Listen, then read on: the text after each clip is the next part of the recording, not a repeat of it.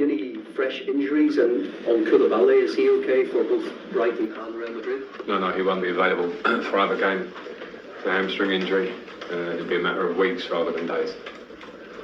Any other fresh injury concerns, and how much of a blow is that to lose a player at a time, this time of the season, this particular week?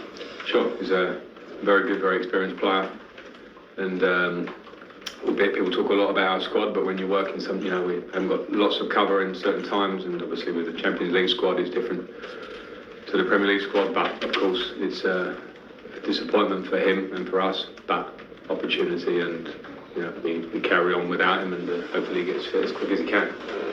At the other end of the pitch, the lack of goals, has that been a bigger problem than you sort of imagined coming into the role? Now you've had time to assess it, and what are you doing differently to try and get goals out of this team?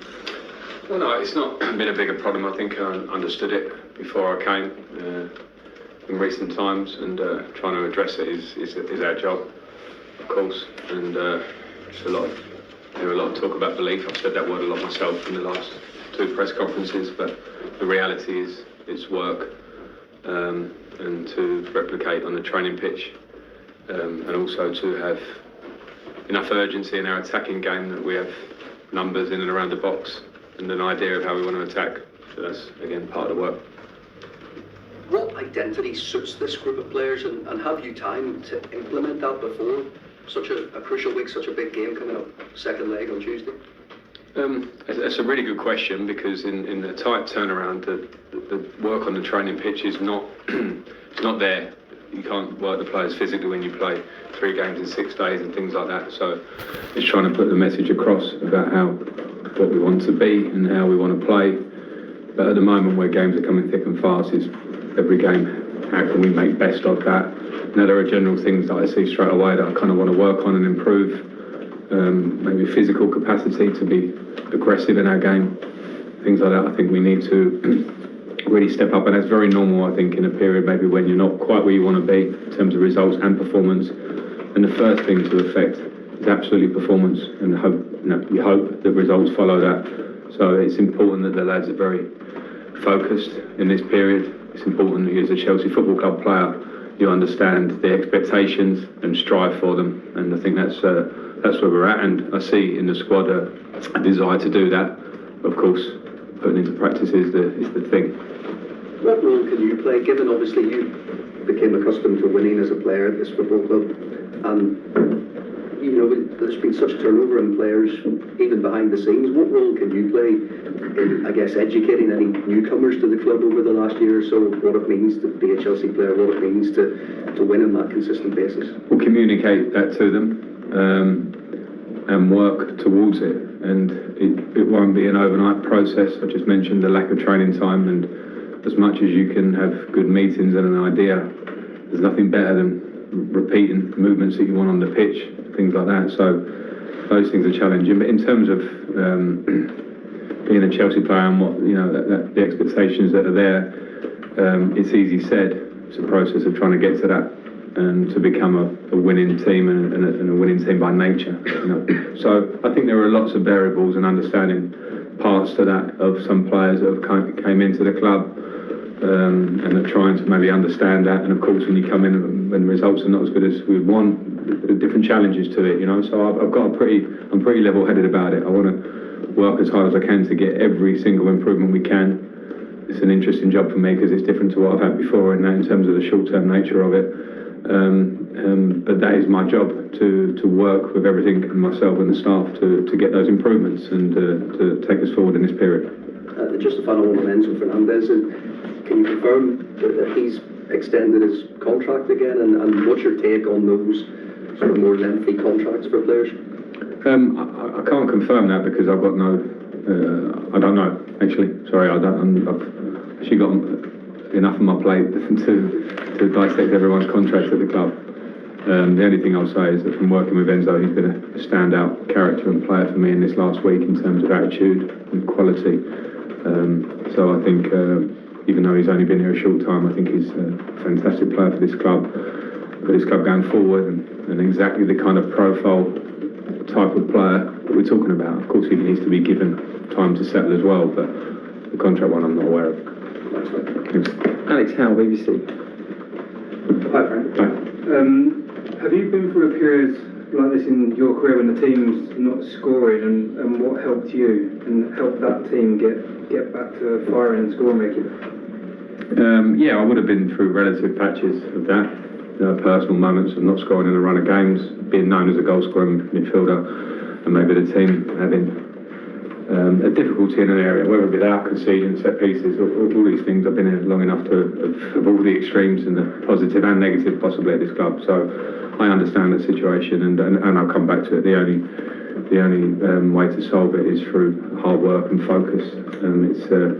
It sounds boring, it sounds the same, but I think if you one of my fortunate things is that I was fortunate enough to have a career at this club, mainly surrounded by a lot of good things and things that pushed me on. But the main thing that pushed me on was my own, desire and willpower and those things. So I think anything like that, if it's a collective or if it's an individual, it has to be the work process. And I'm a big believer in once you do that, then good things happen. It sounds really simple, but some things are simple.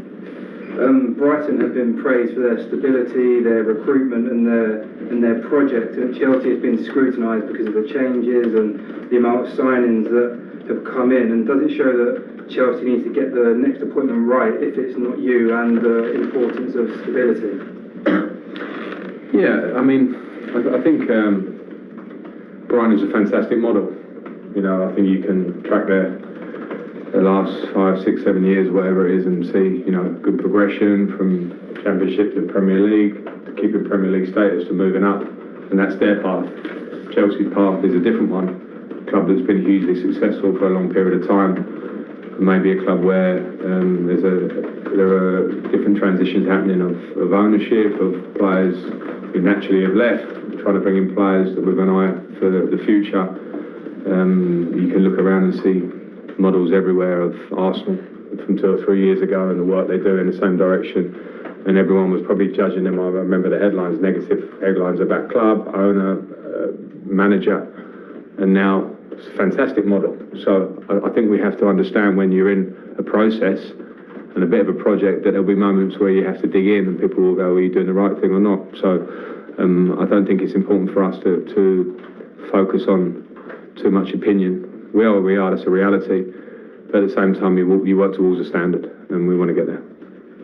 Alex Aljo, PLP. Hi, Frank. Hi. 1 week into the job, as you said earlier, you have a lot on your plate right now. Is it maybe an even tougher task than you initially thought? No. It's the task I thought it would be. I didn't know the detail, but I'm an avid watcher of Chelsea, even when I'm before working here. So I had an understanding from the outside and as a football person, and then when you come in you try not to prejudge and you want to see what's in front of you when you get the job. But I was under no illusions that firstly we come in very quickly to a game after a day's training and then a quarter-final of the Champions League, and game and some really tough games to come in the Premier League, a tough running, but I like the challenge of that. So as I say, the challenges I expected and I'll hit them head on.